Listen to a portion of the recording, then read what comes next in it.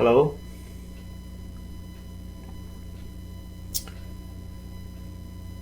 The epiphanic experience that started yesterday after 5 p.m. while I was driving to pick up my daughter. It lasted for about 5-6 hours and it wore off. And that experience is subtly happening now. But the intensity of that experiencing was tremendous yesterday.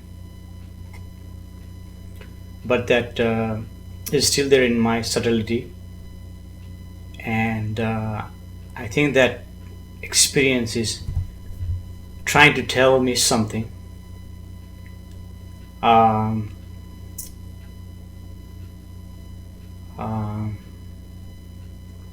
as some followers are following me, asking me questions, and one of the questions asked was, how do I differentiate between natural thought and artificial thought? And this question is a good question, and I am prepared to answer this question either in June 27 Moksha Lord Angel gathering, or anytime the energy guides me to answer that question. Right now is not the time to answer that question, so just be patient, and I will answer that question by June 27th. And if you go back and listen to my previous talks on YouTube video and Facebook video, some of the questions are already answered there. But I will go ahead and give the talks again.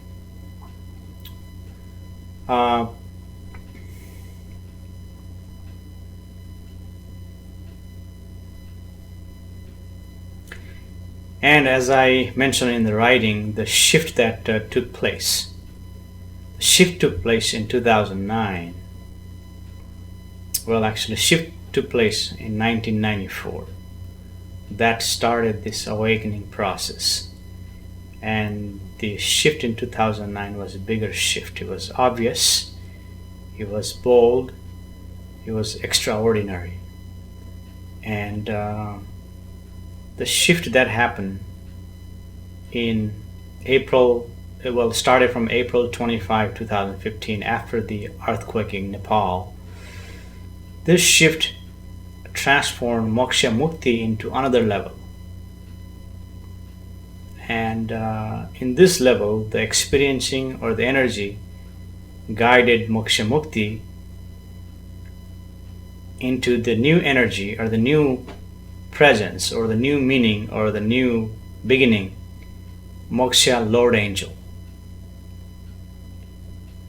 And not only this speaker is being transformed, I think millions of people were transformed after the earthquake event in Nepal in April 25, 2015. And even today people are being transformed because of the earthquake situation. You see, I've heard there are aftershocks anywhere from 4.0 Richter scale to 6.0 Richter scale are happening throughout the Nepal on a daily basis. So just imagine what people are experiencing. It's a fearful situation for people. I heard there before the earthquake, sound comes like ooh, and it comes in a shake, and it goes. So this is the experiencing, this is the time to be connected to the nature. This is a big opportunity to connect with the nature. This is a big opportunity to connect with the universe. This is a big opportunity to recognize your natural thoughts. This is big time, big opportunity to recognize your natural abilities, natural state of being, your meditative state of being. It's time to recognize that and implant in your memory if that helps you. If not, you just awaken and stay in this awakening, you see.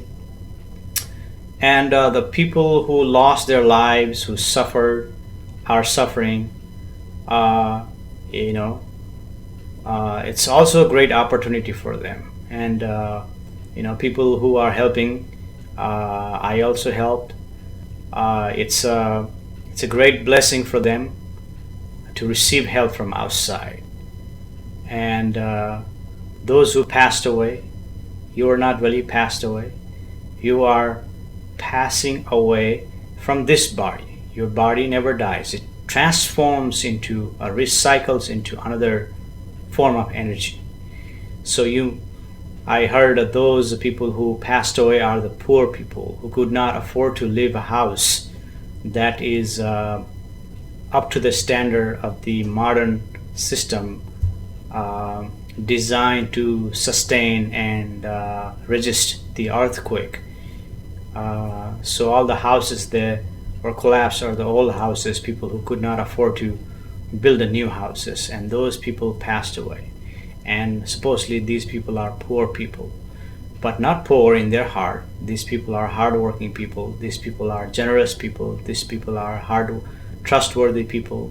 As Nepal is one of the trustworthy people in the world, that employed by the Queen of England in her palace.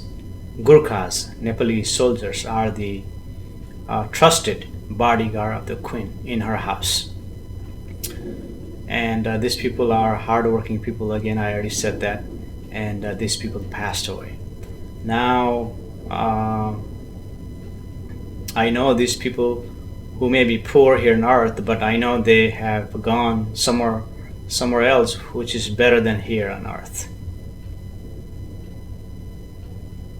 They were suffering, and the universe took them away from here in this suffering and placed them into somewhere better than this. So it's possible that these people who passed away are better placed than anybody here on the planet. You see, because the universe is tremendous, the universe is abundant, the universe has such a vast place, such a bigger place. Earth is just a tiny, you see, a dot, pin dot, not even a pin dot in the universe when you look at the big map.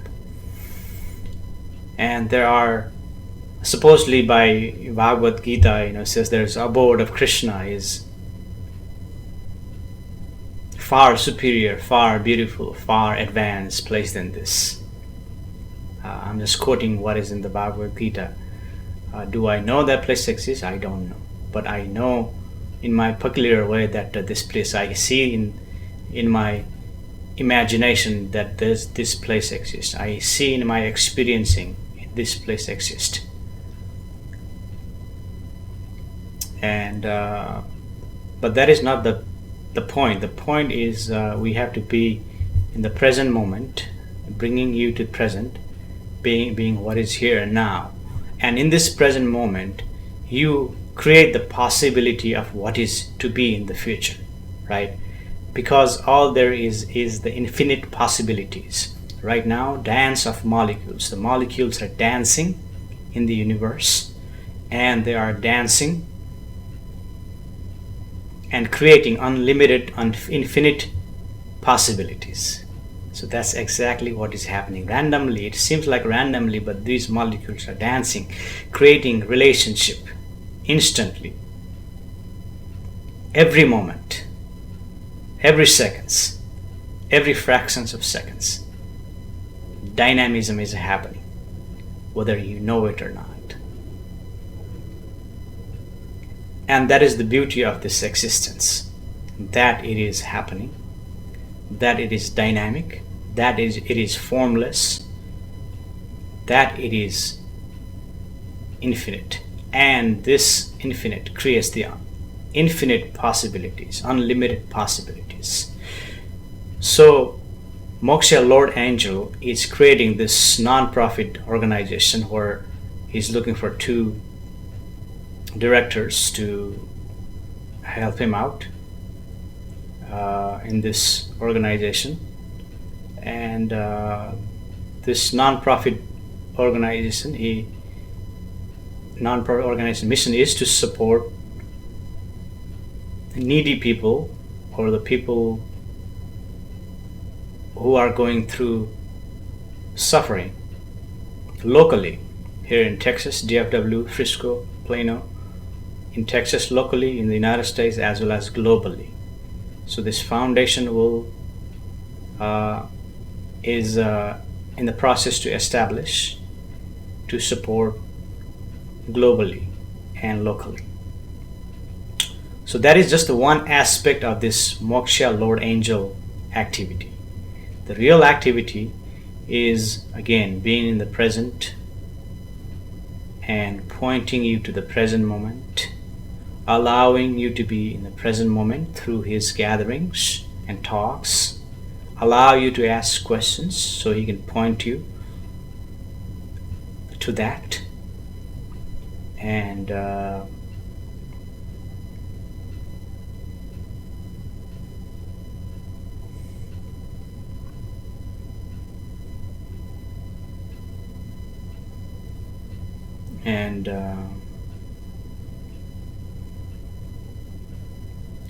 just be who you really are, just being who you really are. And in this awakening right now, in this moment, I feel the faint of my pulse and my heartbeat, and that's all I have here. But understand, I recognize that this heartbeat and pulse that is beating has the possibility of creating infinite abundance, infinite possibility through this Moksha Lord Angel. This is not an individual, this is not this physical body, this is not mine, but this consciousness connected to the universe, connected to the cosmos. Through cosmos, through this Moksha Lord Angel, you can bring abundance into your life by serving the universe, because the universe wants to be served. Universe put you here to serve him, and he loves it, or he or she, whatever, it loves it when you serve him and do everything in its power to provide you abundance. So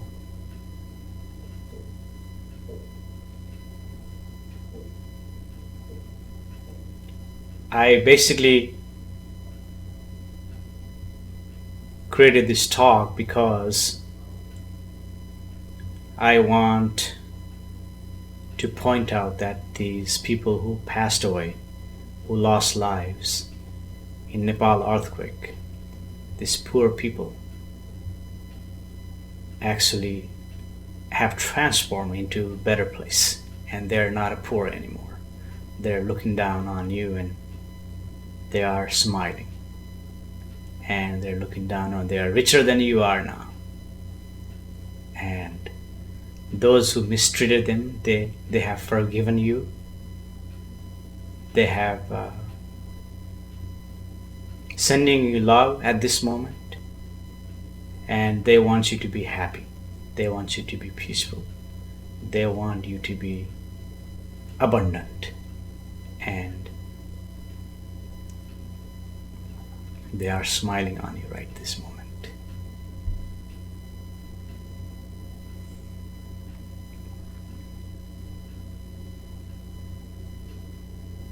And another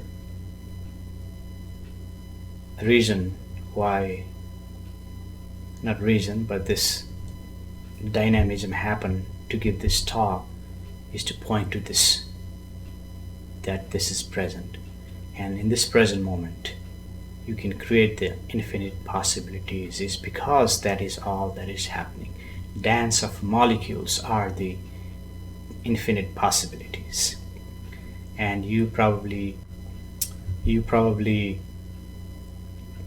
are following up with science.